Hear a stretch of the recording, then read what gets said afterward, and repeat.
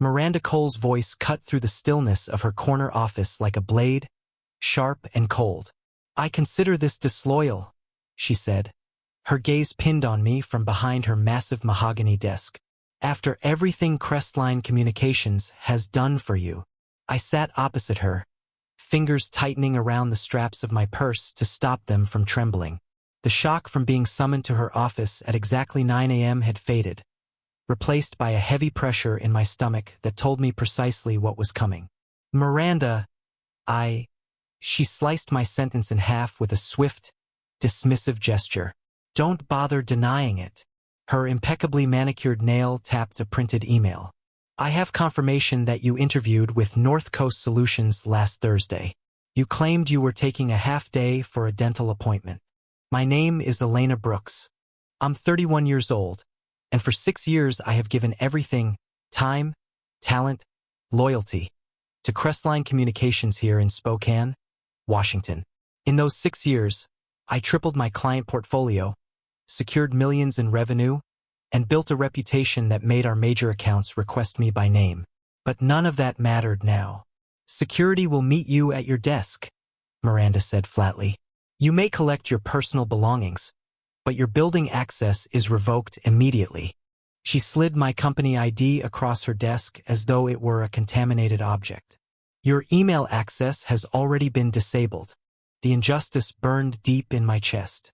I had spent the last 3 consecutive years walking into this very office with meticulously prepared presentations, performance metrics, market standards, salary comparisons, only to be told that Crestline was having a tough budget year. Yet each quarter, Miranda announced record-breaking profits. I took a breath and rose slowly, smoothing the front of my blazer. "I understand." She looked almost disappointed by my composure. Perhaps she had anticipated tears, anger, some display of desperation. Instead, I extended my hand. "I wish you and Crestline continued success." She hesitated, confusion flickering across her expression before she offered a short, reluctant handshake. Minutes later, a security guard hovered awkwardly beside my desk as I placed my framed family photos and 6 years' worth of small office plants into a cardboard box. Some co-workers glanced over with wide-eyed sympathy. I smiled back, reassuring them without words. No theatrics, no breakdowns, just dignity. Walking out of those glass doors for the final time, the April sunlight warm against my face, I suddenly realized something Miranda could never comprehend. She thought she was punishing me. She couldn't have been more wrong. As I placed the box in my car trunk, my phone buzzed with a message. "Samuel Hartman, CEO of North Coast Solutions. Can we move our final discussion to today, 2 p.m.? I breathed out a laugh, quiet, incredulous, victorious. Miranda had no idea what was coming next. The strange thing about being fired is how quickly 6 years of your life condense into a single cardboard box. As I drove home, that box secure in my trunk, memories of my time at Crestline replayed like a documentary. My progression from an eager graduate to the company's most reliable account strategist. But beneath the nostalgia was an undeniable truth. I wasn't just leaving a company. I was being pushed toward the life I should have claimed long ago. The next morning, Arav Malik arrived at the office earlier than usual. The memory of the previous day's tense discoveries lingered in his mind like an unfinished puzzle waiting to be solved. He set his coffee on the desk, powered up his laptop, and opened the documents he had collected from the company's internal system. At first glance, the numbers looked normal, ordinary figures on a spreadsheet. But Arav had learned long ago that corruption rarely announced itself loudly. It hid in the details. As he zoomed into the financial logs, a strange pattern began to emerge. Payments made to a supplier named Vertex Solutions appeared every month, sometimes twice. The amounts were small enough to avoid immediate attention, yet frequent enough to raise suspicion. Arav clicked deeper into the supplier's profile.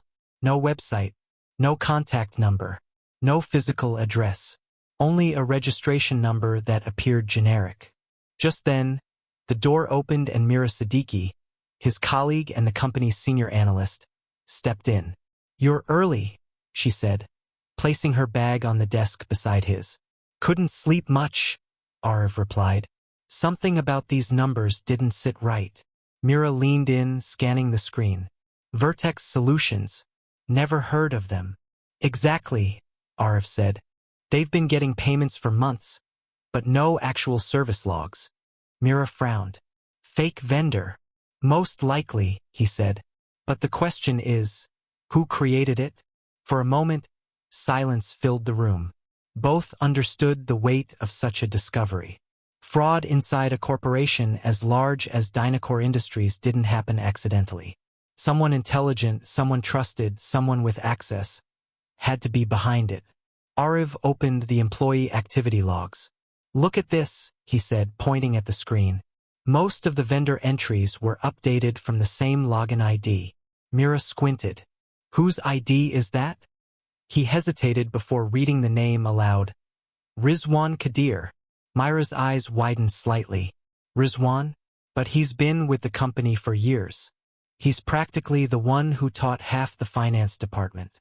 Which gives him perfect cover, Arav said quietly. Arav wasn't accusing anyone yet. He believed in evidence, not assumptions. Still, something about Rizwan's calm, composed demeanor suddenly felt different in his memory. Arav recalled how Rizwan had given vague answers when asked about discrepancies. At the time, it didn't seem suspicious. Now it did. We need more proof, Mira said firmly. I know, Arav replied, but I don't want to alert him. If he realizes we're digging, he might erase everything. Mira nodded. I'll pull backup logs from last quarter. Those can't be edited. Arav appreciated Mira's support more than he showed. Over the years, they had developed a quiet understanding. She handled data like a strategist. He connected dots like an investigator. Together, they were unstoppable. Hours passed as they sifted through documents, cross-checked transactions, and pieced together digital trails. What started as a suspicion was gradually forming into something solid. Pattern, a motive, a method. Around noon, Mira leaned back in her chair with a sigh. Look at this, she said, handing Arav a printed sheet. The payment amounts increase slowly over time. Classic money siphoning technique. Start small, then grow when no one notices. Arav ran his finger across the numbers. Someone's getting confident. But just as they were preparing to run deeper system checks, Arav's phone buzzed. It was an anonymous message. Stop digging. You don't know what you're getting into. A chill ran down his spine. Mira looked at the screen, her eyes narrowing. That means someone knows, she whispered. Someone is watching us. Arav locked his phone and stood up, resolve hardening. Then we're close, he said. Closer than they're comfortable with. But neither of them realized that the game had already shifted, and the danger was far greater than a simple case of financial fraud. The anonymous warning continued to echo in Arav Malik's mind long after he had locked his phone. Such messages didn't appear out of nowhere. They were sent by someone who felt threatened. Someone with eyes inside the building. Someone who believed Arav was getting too close. Mira closed the blinds on the office window, lowering her voice. Arav, this isn't normal corporate fraud anymore. Whoever sent that message knew exactly what we were doing today. Arav nodded. His instincts sharpened. Which means they've been monitoring internal activity logs. That requires elevated access. Like department heads, Mira said. Or IT security. The thought was unsettling. If someone within the company had that level of reach, digging further without caution could put them in real danger. But Arav wasn't one to back down. He opened a secure system window, typing faster than before. I'm checking the message's origin. Even anonymous signals leave small footprints. Lines of code ran across the screen. Finally, a location ping appeared, Dynacore's own internal network, routed through a masked proxy. Mira leaned over his shoulder. Someone inside this building sent it. Today. Before Arav could respond, the door swung open. Sahil Varma, the IT operations supervisor, strode in with a stack of files. You both look like you've seen a ghost, Sahil joked, setting the papers down. Arav forced a calm expression. Just a long day. What brings you here? Routine check, Sahil replied. Management wants quarterly audits printed. He paused, eyes narrowing slightly. Everything okay? Mira answered quickly. All good. Just analyzing outdated vendor data. Sahil nodded, though something about his glance lingered. Curious, observant, almost too aware. The moment he left, Mira whispered, "Did you see that? He was looking at your screen." Arav exhaled slowly. "We have to assume anyone could be involved now." They decided to relocate their work to a smaller data room on the 4th floor, an area rarely used since most operations had gone digital. It was quiet, dimly lit, and free from unnecessary foot traffic.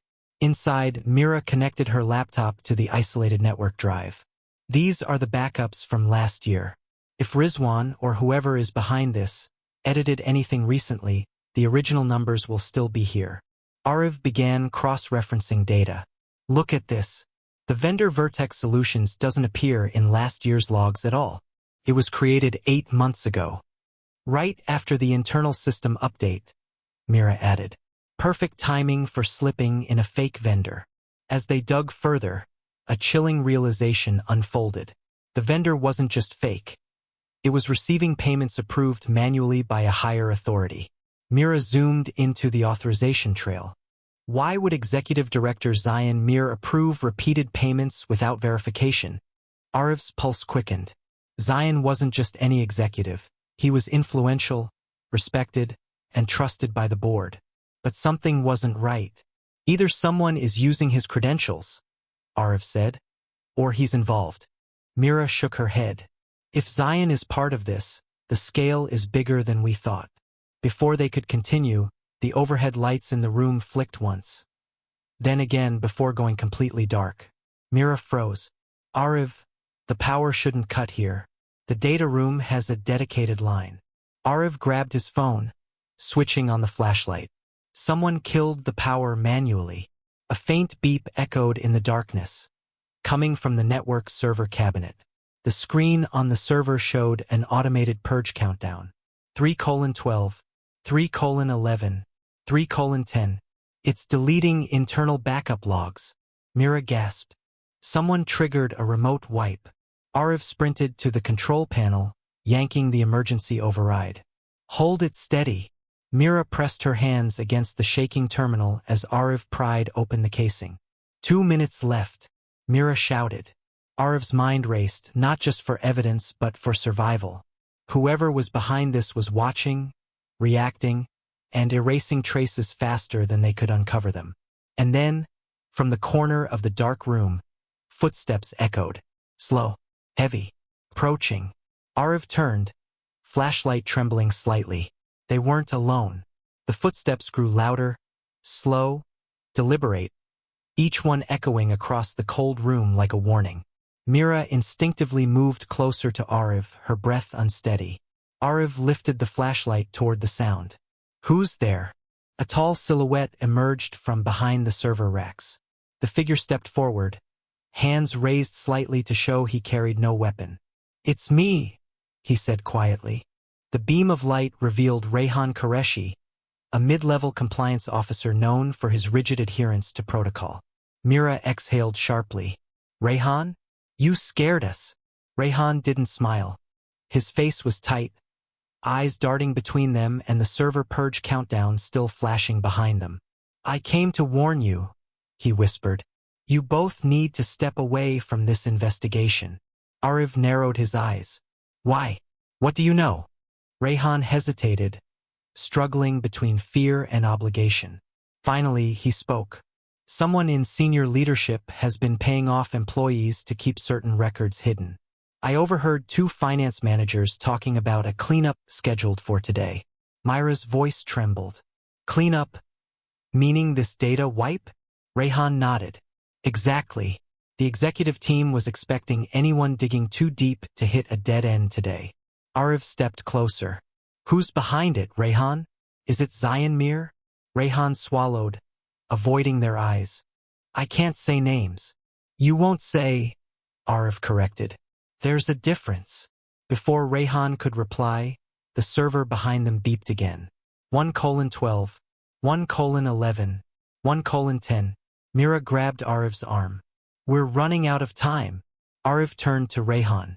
If you're here to help, then help us save the evidence. Rehan shook his head. You don't understand. Saving this data will put all three of us in danger. They're watching every terminal. If they see a manual override, they already know, Arif said sharply. The power was cut. The purge was triggered. Someone saw us in the logs long before we entered this room. For a moment, the three of them stared at the blinking red countdown. Rehan's expression hardened. Then he exhaled. Fine. Step aside. He rushed to the control panel, typing a series of commands with surprising speed. His fingers moved like someone who had done this before. Arif's suspicion deepened. How do you know the override sequence? Rehan ignored him, eyes fixed on the screen. 0:52, 0:51, 0:50. Mira whispered. Arif, this doesn't feel right. Arif lowered his voice. I know, but he's the only one who can stop the purge. Rehan suddenly slammed his palm onto the enter key. The screen froze. Backup purge. Suspended requires manual authorization key. Mira gasped. We need a physical key? Rehan straightened slowly. Only two people have it. The systems director and the executive director. Arif's jaw tightened. Zion Mir. Rehan didn't confirm, he didn't need to. Before anyone could speak, footsteps echoed again. This time louder, more urgent. Arif turned off the flashlight instantly. The three froze in the darkness. The door handle shifted. Someone outside tested it, then slid a keycard through. Mira whispered, Someone's coming in. Arif scanned the room for an exit. None. Only the main door. Rehan stepped forward, whispering so quietly it was almost inaudible. You two hide behind the server block. Now. Arif tugged Mira toward the far corner, crouching behind the tall racks just as the door clicked open. A figure stepped inside. The dim emergency light from the hallway outlined a familiar posture, sharp suit, commanding presence, the stride of someone used to authority. Executive Director Zion Mir. He closed the door quietly behind him, unaware of the two hidden figures watching him. Rehan stood alone in the center of the room, his posture stiff. Zion's voice was cold and controlled. You were supposed to leave the building an hour ago. Rehan didn't react. Plans changed. Zion stepped closer. Where are the other two? Rehan didn't answer. Arif gripped Myra's hand. Zion's voice dropped lower. Dangerous. Don't make me ask again. Rehan inhaled deeply. He was about to choose a side. And whichever side he chose, someone was going to get hurt. Rehan stood in the dim room like a man suspended between loyalty and survival. Zion Mir approached him with a calmness that was far more unsettling than anger. You know the protocol, Rehan, Zion said quietly. Unauthorized personnel are not allowed in isolated data rooms. Rehan kept his voice neutral. We had an unexpected issue with the backup logs. Zion's eyes flicked briefly to the suspended purge screen behind him. So I see. Arif and Mira crouched behind the server racks, barely daring to breathe. The metal lattice pressed into their backs, but they didn't move. One wrong sound and everything would collapse. Zion circled Rehan slowly, like a predator assessing its prey. You were always dependable, he said. Never the type to wander off script. Rehan didn't respond. Zion stopped directly in front of him.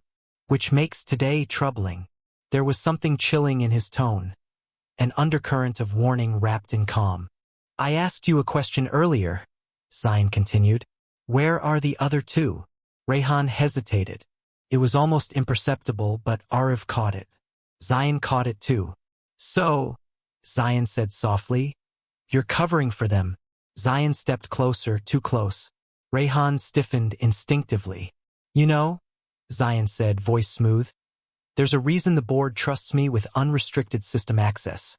Control is an art. It requires silence from the hands beneath it. Rehan clenched his jaw. People deserve to know when their trust is being betrayed. Zion's expression sharpened. Careful. A charged silence filled the room. Then Zion shifted his stance, speaking more formally. Rayhan, I'm invoking an emergency compliance directive. You're relieved of all access and duties effective immediately. Rayhan's eyes flickered, not with fear, but with something more resolute. You don't have the authority to dismiss me on the spot, he said. Zion smiled faintly. I don't need to dismiss you. I only need to isolate you. Before Rayhan could react, Zion tapped his wrist device. A soft click echoed. The door behind him locked automatically. Myra's hand flew to her mouth to suppress a gasp. Zion lowered his voice. You're done, Rayhan. Security will escort you out in 5 minutes. Until then, I suggest you stay quiet. Rayhan looked at him with a strange calmness, as if accepting something inevitable. Then, to Ariv and Myra's surprise, Rayhan deliberately stepped aside, exposing the suspended purge sequence behind him. Zion's eyes narrowed. What were you doing? Rayhan remained still. Zion approached the panel, studying the partially overridden system. As he leaned closer, Ariv saw his chance. He leaned toward Mira, whispering almost silently, The key, it might be on him. Myra's eyes widened. You mean, yes, the manual authorization key. They watched as Zion examined the controls. His ID badge glinted under the faint emergency light. Attached to the lower edge of the badge was a small black encrypted module, no larger than a thumb drive. The physical authorization key. Ariv felt his pulse race. If they could get it, they could restore the logs, expose everything. But getting close to Zion was another matter entirely. While Zion inspected the panel, Rayhan stepped back, positioning himself closer to the racks. Slowly, subtly, he shifted his weight toward the side where Ariv and Mira were hiding. His hand dropped casually to his pocket. He tapped it once. A signal. Ariv understood instantly. Rayhan had chosen a side. Zion, still inspecting the panel, muttered, Idiots. They think they're clever. Rayhan spoke calmly. Sir, with all due respect, the purge might not restart unless you authorize it manually. Zion straightened. Then I will. He reached for the encrypted key. At that exact moment, Rayhan moved slightly, blocking Zion's line of sight for half a second. Ariv's muscles tensed. This was their only opening. He squeezed Myra's hand, whispering so quietly her hair barely moved. Get ready, because in the next 3 seconds, their entire future depended on perfect timing. Ariv counted the seconds in his head. 1, 2, 3. Rayhan shifted his stance exactly as planned, blocking Zion's view for a heartbeat, just long enough. Ariv lunged silently from behind the server rack. His movements were precise, controlled, and almost ghost-like. The darkness of the room absorbed his presence as he reached toward Zion's ID badge. His fingers brushed the encrypted authorization key, but Zion turned. Ariv froze. For a split second, the two men locked eyes in the dim emergency light. Zion's pupils hardened with recognition. Ariv, he said sharply. Mira stepped out from hiding, breath caught in her chest. There was no point pretending now. Ariv straightened slowly, the key still inches from Zion's badge. You've been siphoning millions through an illusion of vendors. Vertex Solutions, Mirantech, all ghosts. Zion's expression didn't crumble. It sharpened. So you figured out the crumbs I left behind. Impressive. Why? Mira asked. Her voice trembled not from fear but from disbelief. Why would someone like you risk everything? Zion glanced at her with a mix of amusement and pity. You think this is about money? That's small thinking. What I'm doing is restructuring. Redirecting funds into places that will shape our future. Ariv stepped forward. You mean your future? Zion exhaled slowly, as if bored by the conversation. You don't understand the scale of what you've stepped into. The board knows. The investors know. Everyone benefits, as long as no one asks questions. Myra's voice rose. Then why hide it? Zion tilted his head. Because the public is sentimental. They wouldn't understand strategic sacrifice.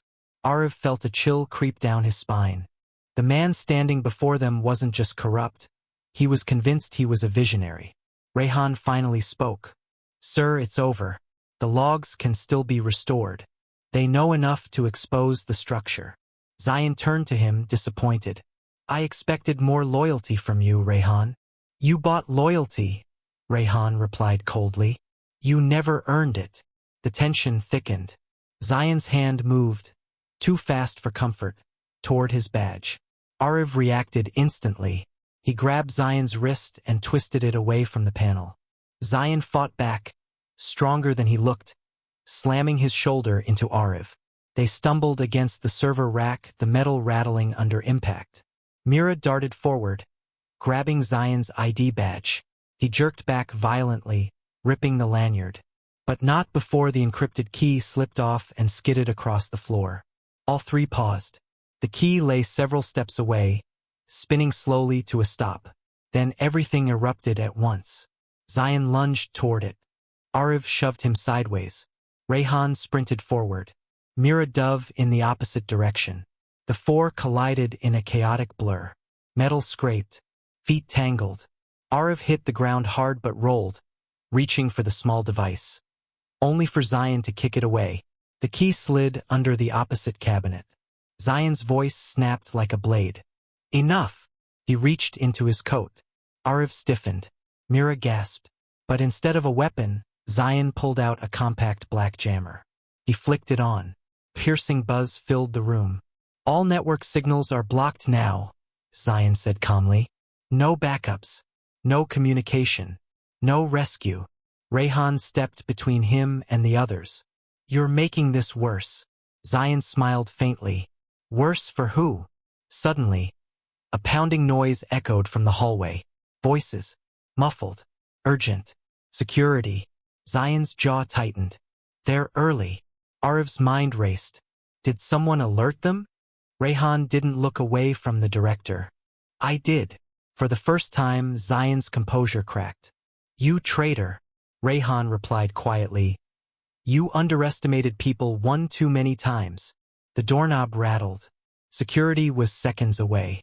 Zion stepped back slowly, calculating. Mira whispered, "He's going to run." Ariv shook his head. "No. He's going to destroy the last evidence." Because the key, the only way to restore the purge, was still under the cabinet. And Zion Mir was already moving toward it. Zion strode toward the cabinet with sudden, ruthless purpose. His calm facade had cracked, revealing the ferocity beneath. He no longer cared about subtlety or appearances, only survival. Ariv surged forward. "Stop him!" Zion didn't hesitate. He shoved the nearest server cart into Ariv's path. The heavy equipment rolled dangerously, forcing Ariv to leap aside to avoid getting pinned. Mira shouted his name, but he was already recovering his balance, already sprinting again. Rayhan lunged toward Zion from the opposite side, but the director moved with unexpected precision. He slammed his elbow into Rayhan's ribs, sending him stumbling against the metal racks. Mira rushed to help Rayhan, but he held up a hand. "Go! Get the key before he does." Mira didn't waste another second. She dropped to the floor, sliding on her knees toward the cabinet. Her fingers reached under the metal frame, brushing cold floor tiles. She stretched further, desperate, feeling the smooth edge of the encrypted key. Almost, a shadow loomed over her. Zion had reached her. "Move," he warned. Mira didn't. No, Zion grabbed her wrist, twisting her arm painfully. She winced but refused to release the key. Ariv tackled Zion from behind, slamming him into the cabinet. The two men crashed to the ground, grappling for control. The key slipped from Myra's hand, skidding across the floor once more. Rayhan dove for it. Zion twisted away from Ariv and kicked Rayhan hard in the side. Rayhan fell with a pained grunt, the key bouncing just out of reach.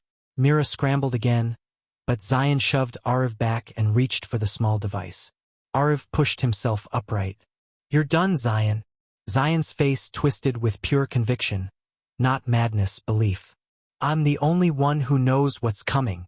None of you understand what I've built, what I've protected." He grabbed the key. Ariv froze. Mira froze. Rayhan struggled to rise. Zion stood slowly, chest heaving, the encrypted module wrapped tightly in his fist. "Once I complete the purge," he said, "no one will ever find proof. You'll be dismissed as disgruntled staff.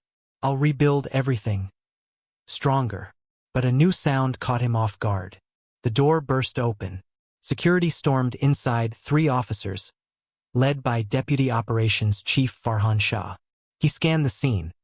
The damaged equipment, the trembling emergency lights, the 3 exhausted employees, and Zion Mir clutching the unauthorized device. His voice cut through the room decisively. "Director Mir, step away from that panel immediately." Zion's jaw flexed. "This is a restricted operation. You have no jurisdiction." Farhan's gaze hardened. There was an emergency alert from the 4th floor network. Someone triggered a high-level jammer. That alone justifies intervention. Zion looked toward the door. Officers filled the entrance. There was no exit. But surrendering wasn't in his nature. He moved toward the panel. Arif reacted first. He slammed into Zion with full force. The key flew out of Zion's hand, clattering across the floor straight toward Farhan Shah's boot. Farhan bent down and picked it up, frowning at the device. Zion lunged toward him.